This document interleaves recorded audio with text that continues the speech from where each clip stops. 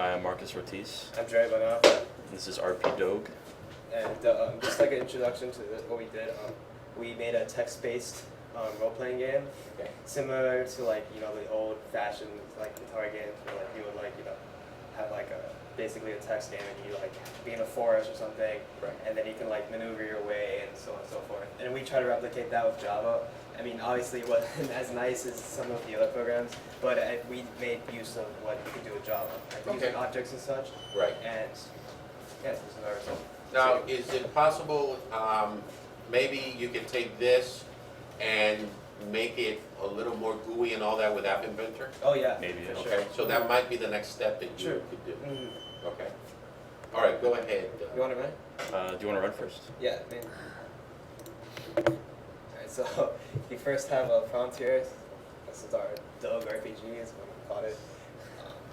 And it prompts your name. So.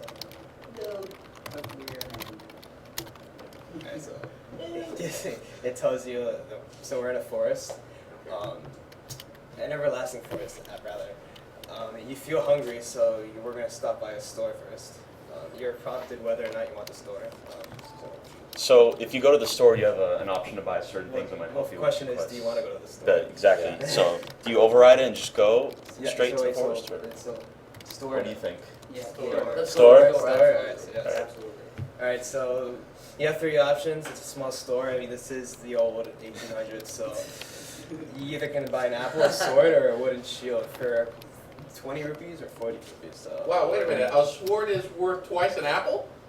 Wow, Oh, that's a yeah. pretty cheap sword. Yeah. Or a pretty expensive apple. Yeah. These are the finest apples. This is a fine. Yeah. No, I actually invest in that sword. Right there. Sword? Alright, Go so get investing a sword. All right. You have purchased a sword, matey. May it do you well. You now have 60 rupees. Just so you know, you did start with 100 rupees. Somehow you did have some money from your old your grandma. So. Yeah. Alright. So you're in a forest now. You have 4 directions to choose from. Any preferences? Let's go north. North. So you come Ooh, across a wooden wooden bridge. bridge. Will you venture forth? Yes. You successfully made it across. And the way we do it with this program is that we have it so that it rolls random encounters. So you might cross the bridge successfully, or you might fall through it, or a troll might jump out and like attack you. Okay. So there's different things that can happen every playthrough. Okay. So You come across another one. There's another bridge. So you can choose to Wait, not so- go and then keep going through the forest. Will you Or venture across this one or nay? No. Nay? No. Alright. Nay. all right. So we venture off deeper. Oh, come across a chest in the middle of a forest clearing. Rotten and decorous purple tulips. Will we open it or no? Yes. Yes. Yes? It's like a Pandora's box. Oh, you find more money. Find 50 rupees. Now, is the amount, is what you find in there, Jackpot. is that, what you find in the chest, is that done randomly? That's too? also done right. Okay. So there are different scenarios when you Oh, open okay. So how do I know how many rupees I have now in the game? If for some scenarios it'll like usually when there's like one that like deals with money, it'll like prompt out you have this many rupees. Yeah. Okay, so I had 100, I spent 40, Yeah. I was down to 60, but now that I have 50, it should say 110. It so- should have right. Okay. Correct. Good. And yeah. So the way it works, You win. yeah. In an older version, which we had lost, unfortunately, we had it so that there was more lore and that you would come across a castle and it would print out like an ASCII art, Right. and it would describe the castle as like a way you win. And the reason that the you win prompt might come out of nowhere is because the way it rolls it. Yeah. So as you're progressing through like a territory structure, like it sometimes might like you might automatically win from going in a certain direction or continue. So Okay. All right, so If let's we see s- the code. Why don't you explain the code a little bit for us? close. You want to start with RP? Yeah. So this is somewhat of a lengthy code, but yeah. So we start off with some imports. Wait, can you scroll up a little bit? Oh. Like move this left. Yeah. Alright. So yeah, we start off some simple imports, just the scanner, the text, and the length, the basic ones, and then we use the scanner keyboard, and this is basically like the main characteristics of these variables here, because we have the health, you have the sword, you have the shield, the apple, and your name. And the health as such starts with 100. The sword starts with 0, and it can usually either be 1 or 0. Of course, this 1 would mean that you have the sword, the shield, or the apple can be more than one. It can be 2, 3, 4. Because some scenarios you'll pick up an apple and be like, oh, Yeah. you know, and that can restore health. So, and then we created a dog object, or a venture object rather, with a dog, a dog pointer, and and then we send it all these variables: the health, the sword, the shield, the apple, the name, and the rubies. And that's what's like, so we can refer to it in the methods, Right. so that we don't have to like always like make new names and new. So it makes them much. Let me see the constructor for you, for the, Wait. yeah. What? You want to go to the other one? Yeah. I already had it open. So this is our constructor here. Okay. So basically it takes the health and it sets it equal to these parameters in here, which is basically just a copy of it, but for the object. And Right. that way we can refer to it and it can be changed, so on.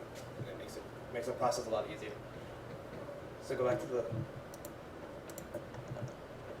yeah, so here we printed out our, like, so our first text prompts, gets the name, and then prints out some more stuff, and then refers us to our Bartley method, which was the shop, and Go on, that's go. where we start making use of it. So yeah, scroll down. There. So here we get our name and our money. So here, like this is where we refer to our object first, and then we utilize that because then we gave it 100 rupees, and then we used the object to get back how much money we had, so we didn't have to send it all these parameters to each method. That would be confusing. So we use that, and then we can refer to the object when I ask for how much money do we have. And then How do you increment the money? we increment them. What do you? Where's the code for, like, Oh, show me the code for where you go from 100 down to 60 and then back to 110. scroll down. Right. Ah, okay. Plus Ah. And then we also have add shield, add sword, add apple, Right. and then insert name. Yeah. So Traces. yeah. And then yeah, so our code uses makes use of a lot of if statements. As you see here, like if you want a response, and what nice thing about our if statements though is that it accepts like lower case or uppercase letters. So like if you put yes uppercase, it'll accept that. Actually, if you were to put write like ye or something like write some long list of characters, but start with y, it will still accept it as yes. Right. So because we only take the first letter of the string and then use that for our if statement. And then these are just some for the other choices for like A for apple, S for sword, W for wooden shield. Actually, we made it wooden so that we didn't have the overlap between the shield and the sword. Yeah. Right. And then, if you were stupid enough to not write yes or no, we have this line here, where the shop owner actually gets angry. And it was actually a nice way of dealing with error, like error handling. So we just did that in a creative way. And then, of course, if you said no, there was no reason for the shopkeeper to get angry. So we would just say, okay, just go ahead. But then, you may have the risk of running into a troll, which you may die.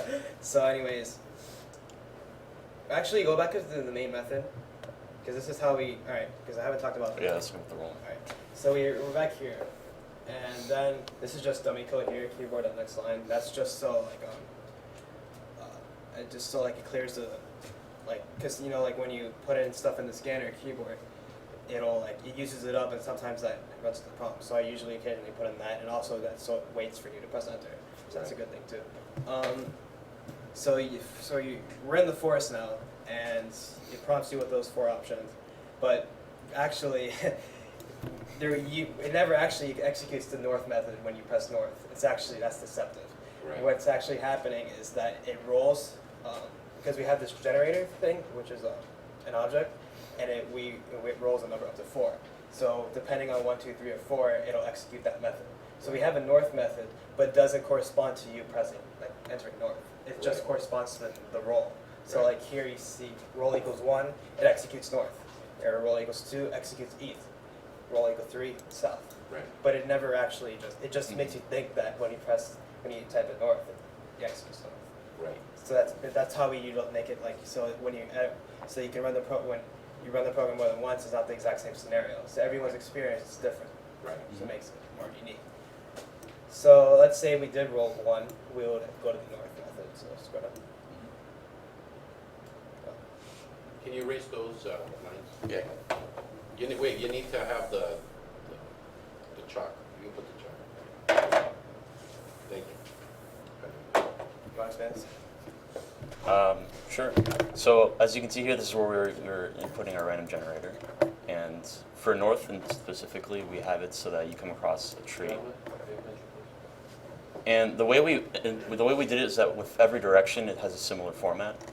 So if you see here with the fruits, you can choose whether or not you want to actually go and take it, yes or no. And like Jared was talking about earlier, ignore exception. If you type in like something completely random, it's not going to actually complete the action. But if you type in like ya, like YUH, it'll still complete because of the first letter. And then to make even the Apple scenario unique, we utilize the generator again, the randomizer. So for like this one, we only use up to 2. So if it's 1, you actually you get sickened by the amp when you lose health, and if it's 2, then you actually you gain health from it. So that was also something that we used to variety to it. And then else, if you didn't want to eat the apple, or if you didn't press yes, it just assumed that you didn't want to eat the apple, so it just saves it into your, actually sends it to the object, as you see here, the add apple, and then just inputs in the object, and then just saves it for later, which can be utilized later in the code if we were to extend it for like something else. Right, exactly. Okay. Questions? Comments? Foster. I have to say, I really like how you guys added the whole random aspect into this program because. Yeah, because usually Takes advantage when of you it see later. something like this, it's a bunch of conditional statements. Mhm. But you decided to let a random number decide what was the next thing that was going to pop up. Yeah, The only- that's yeah. really awesome. And the other thing too, I know like some people might argue that it was just extra work to have like all the methods and stuff. Doing variables that you could have just done in the whole program. But I actually have to say that I like how you guys organized it with the whole method thing. Like let's say like you get a stored and actually the method gets stored. That way, if you were to expand upon it or someone else wanted to expand upon it, it makes it very easy to to edit certain actions of the code rather than just searching through the code of where things happen and stuff like that. Which is a good example of why it's good to use methods because it makes it so modular and easy to manipulate. Yeah, that was the idea when we were making this program, is that it would be easy to expand upon. So like if Marcus wanted to expand upon this program in like AP Comp Sci or something like that, it would be very easy to because our methods are so clear cut. Especially with the object too, is that we have like add apple, get apple, remove apple, stuff like that. Right. So and then like because in the end we like in our original program like we didn't want it to end, like we just wanted it to go to the castle, and then the castle would have its own scenarios. Maybe go into this room, maybe there's a troll room or something like that, and then. So it keeps going and going. So it's actually, in a sense, you could make this into like a full-fledged game. Right. And this is just like the first precursor of it. Obviously, it's the text game, and it's not like, it's nothing like WoW or anything like that. But Well, what recommendations can you give, Lewis? What recommendations can you give? I think the win condition, that alright, right now it's generated randomly, Right. but what you could do to make it a little less abrupt is to have a boss battle be generated randomly, and then well, so we you do actually. We Yeah. actually have a troll fight scene Yeah. where there's Yeah. a possibility. We should try and load it up maybe. No, Get just lucky. just, Alright. We'll just be go. random and do that like right, make that like Ravenous Troll. Yeah, right here. And Like I mean, it's not a boss, but the troll is as boss as it Yeah. gets, and actually. Depending on whether you have like a sword or shield, it'll like remove it. Like if you have a sword, actually you just slay it and that's it. Move on. But if you have a shield, it actually takes away some of your health because you can't kill a troll. It should maybe less if you're something like Captain America. Maybe yes, but yeah, you lose some health. But if you don't have anything, it actually just kills you. Yeah. So we do have somewhat of a boss battle. I mean, maybe Lewis won't satisfy Lewis with his definition of a boss battle. But we did include someone as boss battles, so yeah. So, Daniel, Marcos, any suggestions? Looks good. I like it. I was thinking of maybe saying, make it more in certain points where it's randomly generated. Give it some sort of influence that pertains to situations that have already occurred.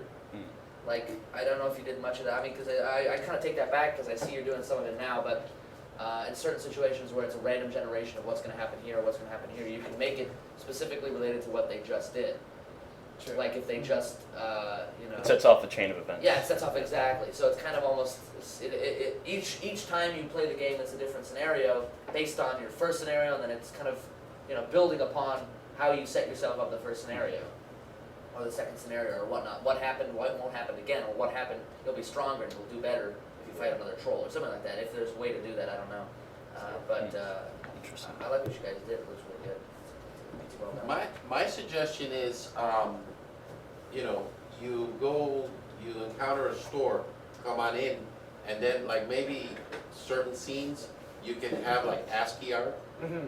Yeah, that's what we were that associated with, Right. like if, I had a game, an RPG game once where the person goes in there and buys a sword and then all of a sudden, Sort of pops really up. nice, yeah, I mean, something that looks like out of Excalibur. Yeah, it was really nice, the kid actually spent more time on the ASCII art than Oh, he did it on the himself? program. He did himself? Yeah, he did, Oh, he did all wow. the ASCII art himself. Wow. That's where the creativity comes in, that would have been good if you would have like added some ASCII art in there. Because since this is text-based, you're not going to get the Unreal Engine, a simulation or something. But or you encounter a bridge, and then maybe you see the bridge and like water underneath or something, Yeah. that would be good. Yeah, that'd be interesting. So what's next from this point on? What do you guys recommend that they do? I mean, although some people say going GUI might make it better. I would say like AKA App Inventor, right? no, not better. You could do this with really any JFrames. platform. No, but what I'm saying is that I actually say in terms of a text game, I think this can really serve as a lot of people get stuck in the idea that a text game has to be this and this happens to this.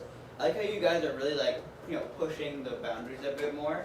So I think if you keep a text game, but keep it like an advanced text game, a text game that's using like these more obviously more advanced coding techniques, but also a bit more creativity. Then I think it'd be like more of the better text games.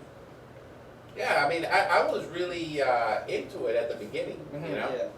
an apple or a sword, Yeah. as opposed to a sword, a shield. The thing with text games is An Iron Maiden, I mean, it's It gives usually- you options of which route you want to take, nourishment or fighting or defense or whatnot. Exactly, it gives you different dimensions, I guess, if you want to call it for lack of a better word. Yeah. There's more dimensions to this than just, okay, go to a store, pick up your choice of weapon. You know what's And going to you're- happen and you're later forced on. to You're fight, gonna, yeah. you're forced to use that weapon. You're not going to eat your sword. I don't know. So that's what I like about this game. That being said, this is a start, okay? I would definitely want you guys to continue developing this program and see what maybe come back, that we can revisit this back like in a couple weeks and see what you guys have done. Anything else, guys? No? Anything else? Okay. All right. Thank you, gentlemen. Oh, B, please.